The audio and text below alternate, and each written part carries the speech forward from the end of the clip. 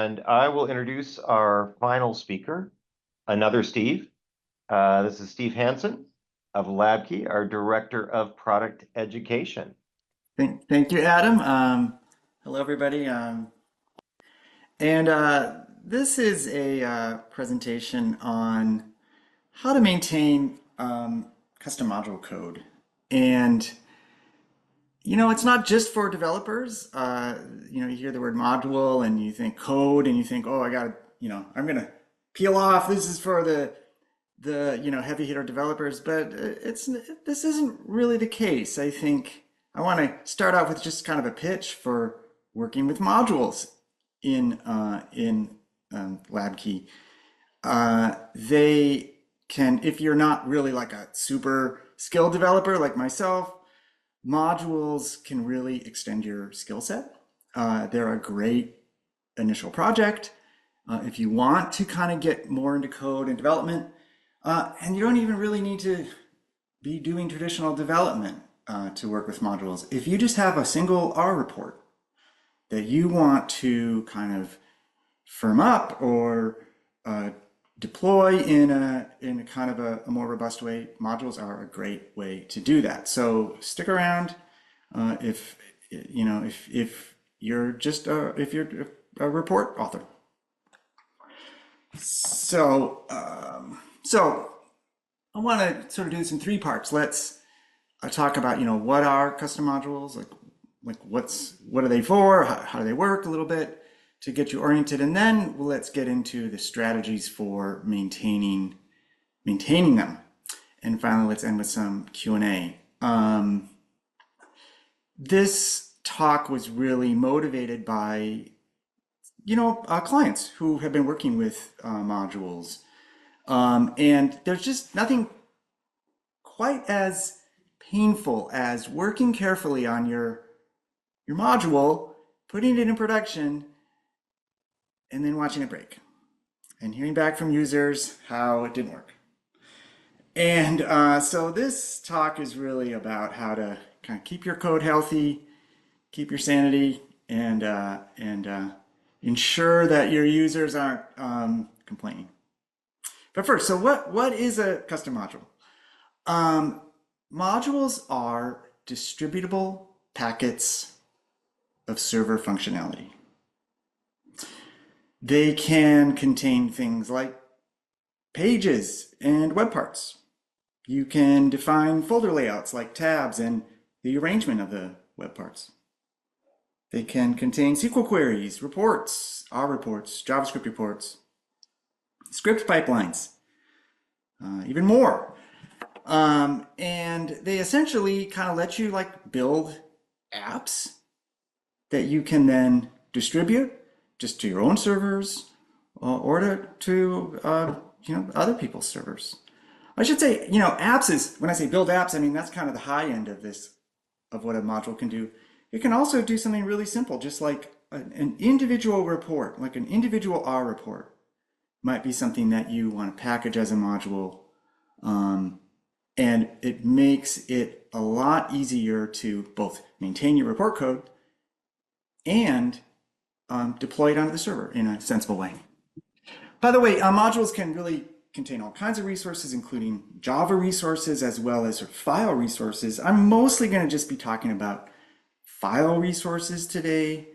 Java resources are kind of their own thing, and we'll save that for another day. So what are the benefits of modules? Well, first thing that comes to mind is they just makes it easier to move functionality around the server. Makes it easy to deploy and test your packet of functionality, and also easy to distribute to other groups and developers. You can boil down your module into a single file and just send it over to somebody. It also makes your work modular and reusable. You don't have to kind of rethink it every time you want to say reproduce what you're doing on server A and server B. You can just send this module over to server B. It also gives you a way to sort of know what is happening um, with your packet of functionality. A lot of times when you're working directly with the server UI and configuring it and navigating around to the right configuration screens, um, you can kind of get lost and lose track of what you've done. Unless you're writing it down really carefully, there's lots of levers and buttons and places to go and screens all over the server. And there's no magical way to just know what's been adjusted on a server. Well, when you're working with modules, you can sort of escape from all that. You can see right in the files of your module, what it's going to do to the server and really kind of get your head around it in a better way. And so in general, one of the great advantages of working with modules is it just kind of frees you from all that manual configuration on the server and in general reduces the risk of what I'll call the configuration drift on the server. Somebody who used to work at your group 3 years ago did a whole bunch of stuff to the server, and what do they do? You're going to have to, hopefully they docked it or whatnot. But if you're working with a module, you can sort of free yourself from all that. And another great advantage of working with modules is source control. Yeah, you have because modules are file-based and everything they do is written into a set of files in a particular shape, you can put that under source control, say like GitHub or something, and track those changes, be aware of like where and why the modules files are written the way they are. Just a little bit of a broader sense of like what a module can do to sort of spark your imagination. You can write HTML pages and put them inside of a module for deployment to the server, along with tabs and web parts. So you can really build a whole UI experience for your users inside of a module.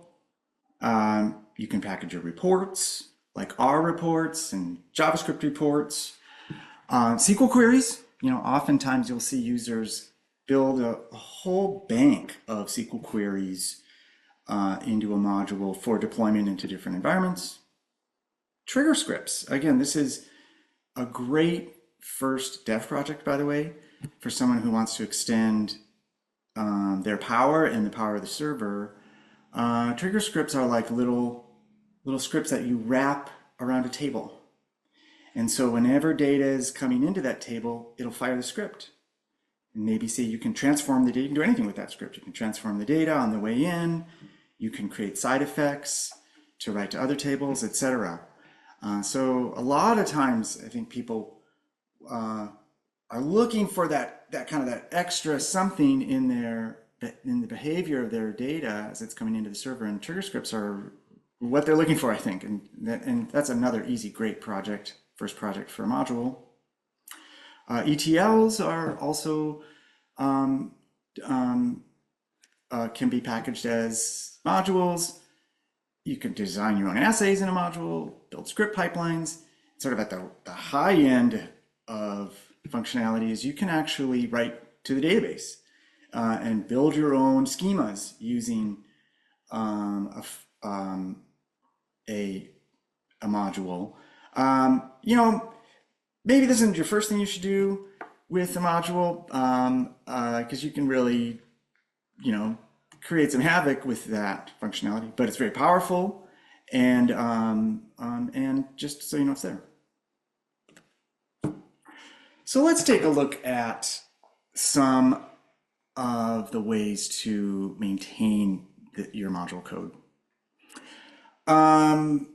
First, let's take a look at source control itself. Like, how should you behave when you're putting a module under source control? Well, first, you should obviously commit and track your changes with some kind of source control system.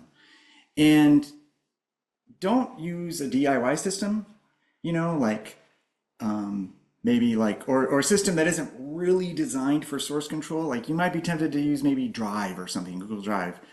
But I wouldn't really recommend it. I think use a known provider like GitHub. We have multiple LabKey clients use GitHub with success, and there are others as well. But kind of GitHub is the hot thing right now. Second, perform your edits and your initial tests on your dev machines themselves. Don't go edit them, outside of a server. Like that's just a recipe for disaster, or at least for trouble. Another interesting idea like I got from one of the developers here is to actually just check out from your source control just directly onto a server. It makes for really quick deployment, and it's just a very, very kind of cut to the chase, quick way of working with the code. By that I mean like you've got your code up in GitHub, just pull it down directly into your module code, directly into the external modules directory on, say, your test server or dev server. It's just a great way to just get it up and running right away. And then you can, edit it on the server itself. And then when you're happy with it, put it, commit it back up to GitHub.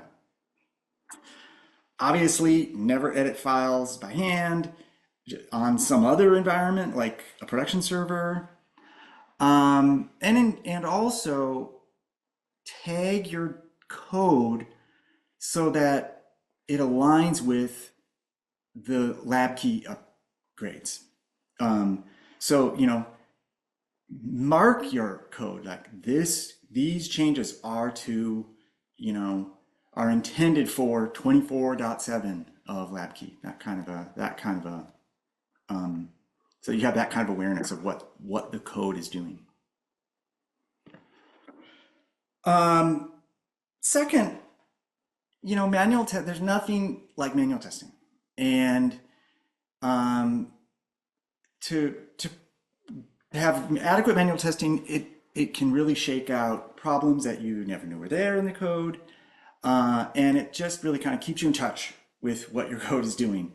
To do this, a great way to do this is to just write a procedural doc that navigates through all the important UI, that clicks the best buttons, the most important buttons, and which exercises the most important workflows and functionality inside your module.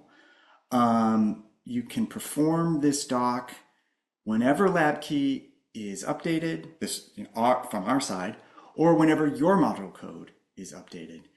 The doc team has a procedural doc that we run 3 times a year. It's just a list of links and things to do that go into the doc. The docs aren't a module, but it's the same kind of test where we've really essentially are manually testing the docs, making sure all the most important links work, making sure the docs look right, and whatnot, whenever a new version comes out. And so we recommend some similar kind of manual testing for the module. Also, this is a great way to you can give this procedural doc to somebody who doesn't really necessarily know the code. Like you can give it to a naive user who may not be even familiar with the code. And there's something special about naive users. They always seem to kind of tease out the bugs, don't they? And so we recommend that as well. You should also take advantage of the onboard validation features that are inside the server. And I'm thinking in particular about the validation checks that are available for your SQL queries and for also the query metadata that can wrap those queries. And actually these validation checks can be run globally across the whole server or just for a particular project. Once you run these validation checks, they'll give you a little report. If it finds a problem, it'll pinpoint the problem file. It'll say there's a syntax error in, your SQL query XYZ, and then it'll actually give you try to give you a little sense of what's wrong there. It'll say like, we expected a period here, or we expected this here, but we don't see it. You just to find these validation checks, just go to the query browser, and there's a button up in the upper left there that says Validate Queries. Just press that, and it'll give you some options for how big of a scope you want the validation to run, and you'll get that report. And this will actually check both SQL queries that are based in the UI and also SQL queries that are based in your module code. Another thing, obviously, but I think people can often neglect this, is deploy to a development or a staging server first. Test and discover these issues, before users find them in production. That's kind of the whole point of this whole exercise. And if you're a cloud client, don't forget your staging server. I've got some clients who tend to sort of forget they have one, but they're there, and they're there for a reason. They're there for you to test them and kind of exercise the different buttons and levers and make sure that everything is okay before you move your code over to production. And also, I would really encourage you to send those naive users over to staging. Give them a routine to walk through your code. It's just a great workflow. Another just quick idea is when you're developing your module code, open up the JavaScript console. Like in Chrome, that's just press F12, and I'm sure all the browsers have similar consoles. It'll give you a window that will report any JavaScript errors that it sees in the code. And it's just something one of the developers told me, I just leave the JavaScript console open the whole time. And I can sort of see, as I'm changing my code, I can see if any problems emerge. Also, check the logs. The server-side logs are very rich in LabKey, and primary one is labkey.log, and it will really keep you informed of really everything that's happening, like malformed XML files, which clients have actually been surprised by that. My own clients have been periodically surprised by changes in XML files that they didn't anticipate. You can fix those with query validation, as I just mentioned, but you can also detect those kind of things in the server logs. Yeah, I didn't put this in the slide, but it comes to mind, and you can also use the loggers feature in LabKey to kind of elevate the sensitivity of the warnings and error checks that are written to the logs. So definitely consider that as well when you're developing in a certain area. Maybe go over to the logger area and sort of elevate those logs, elevate that logging behavior to kind of pick up more news about what's happening. If manual testing is kind of the lowest hanging fruit and the easiest stuff, the easiest kind of testing to implement, Selenium tests are kind of the highest hanging fruit. They're the most difficult testing to implement, but also give you great advantages. Basically, Selenium tests, if you don't know, this is a framework for programmatically testing and exercising your UI. You can direct it to really go through the buttons of your UI itself. It'll spin up a browser, and you can actually just see it go through and exercise your code. We use this in-house extensively as part of our verification tests before we send out any new versions. So it's automated and great once you get it set up, but it is a Java framework. You have to have a Java development environment set up to make it work. We do also have one of our public GitHub projects has a lot of Selenium code that you can look at for inspiration, and that project is called Test Automation.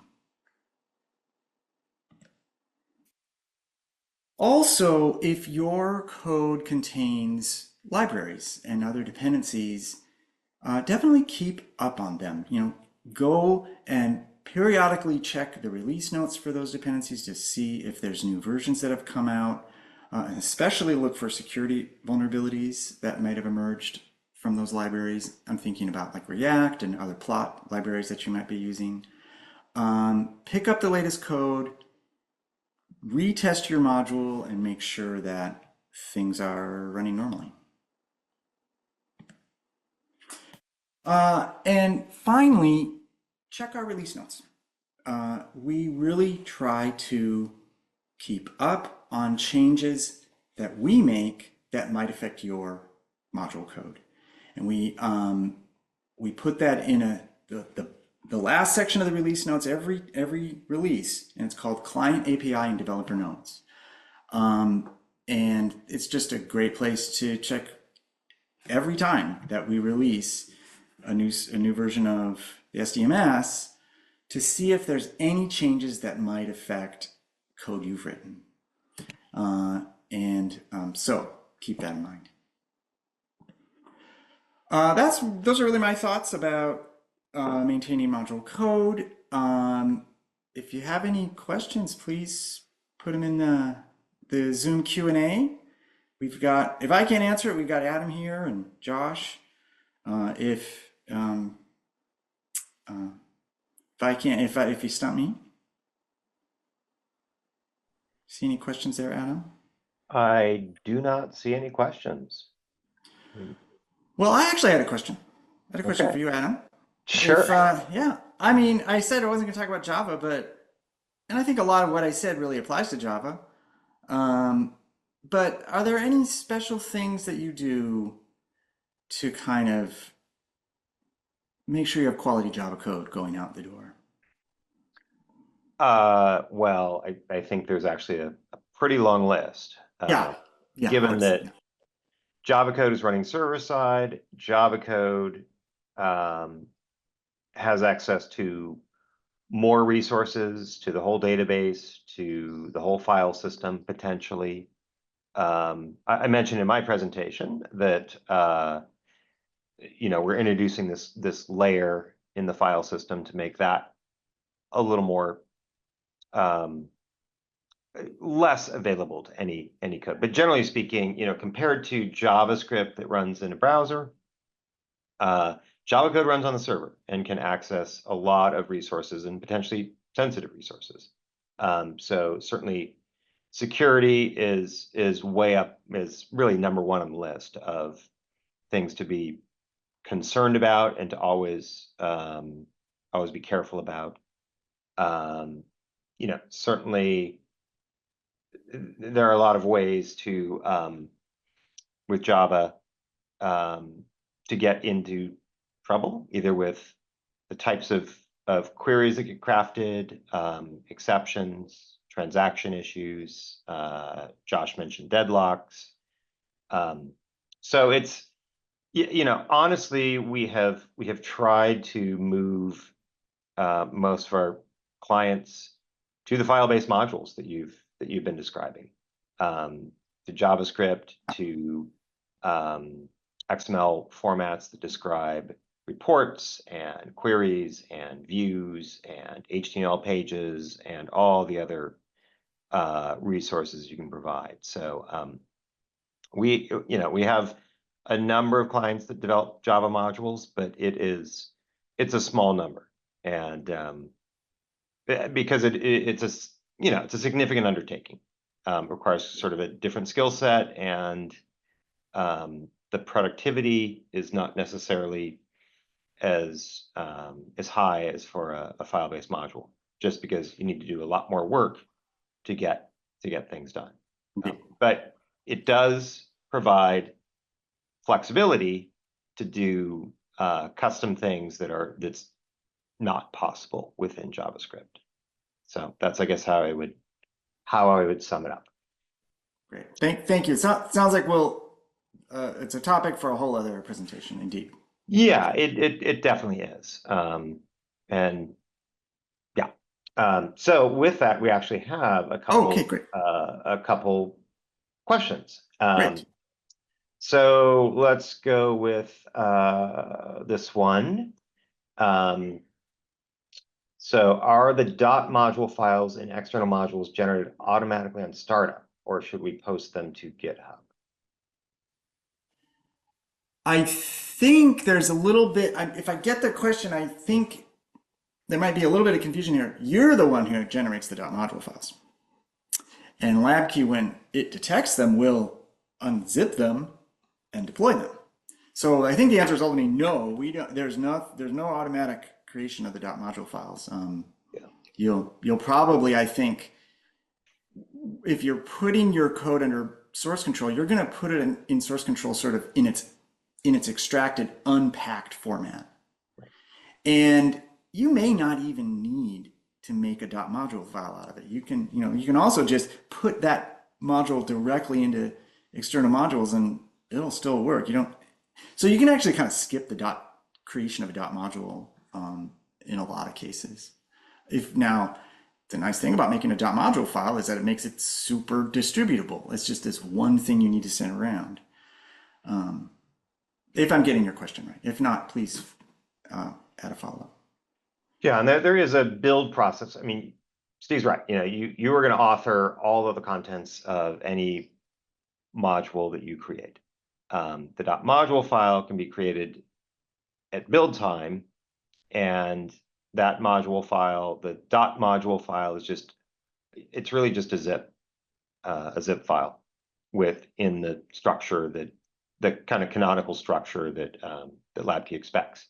But yeah, that module file can then be deployed to your dev server, your QA server, your staging server, your production server. The same artifact can be deployed in all those places, and that obviously means you have the exact same resources. You can test and be confident about using that in production. Another question. Great presentation. Can you clarify what you were talking about with regard to advanced logging? Is it available to modules via API to do integrated logging? It's actually just a setting inside the server UI itself. If you go to the admin console and click loggers, there's a page there that's right on the server that'll let you kind of pick through different classes of activity and say, I want to increase the logging sensitivity here from just simple, like, I don't know, whatever, to like debug or trace, which are really intense logging. So it's not something that you can adjust inside the module itself. It's something that you set up on the server, and then that will make the server more responsive to any problems that might be in your code.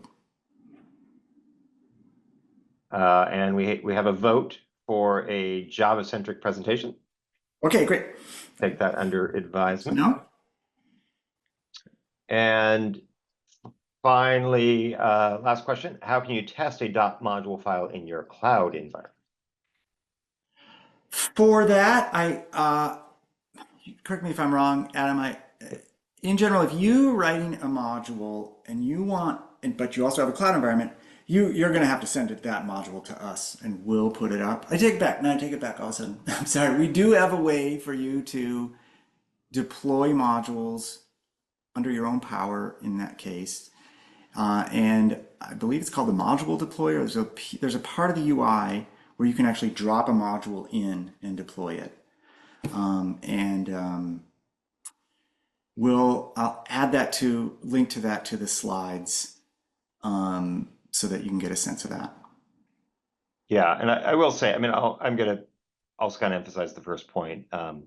You will want to coordinate with our cloud team just to make sure that, in addition to getting it deployed in the first place, it will be deployed after upgrades and potentially, moving of that file or moving it from a stage environment to a production environment. Our cloud team is there to help you with those with those processes. Great question. Anything else? I don't think so. Okay, Thank well, you. all right. Oh, actually, we have, let's see, we have a final question. Let's see, let me just glance at this. So Dr. Standage showed a page, dataset biomarkers, where different scripts can be run: Java, JavaScript, Perl, Python, R, SAS, StableER. Are other languages available? So I guess I'd be curious to hear what you're looking for there. I think what's being referred to here is there's an explicit feature where you can export to script. So LabKey will, I think Dr. Standard showed this, LabKey will export the actual code in that language that can be used to pull down data in the same form that you're seeing on the screen into your language of choice. So that, I believe, is the list of languages available specifically in that export to script feature. But the LabKey API can be called from many other different languages and statistical tools. So it's the API itself is a fairly simple HTTP-based JSON response type API. If LabKey hasn't created a wrapper for that particular language, you can still call those APIs and interact with the system.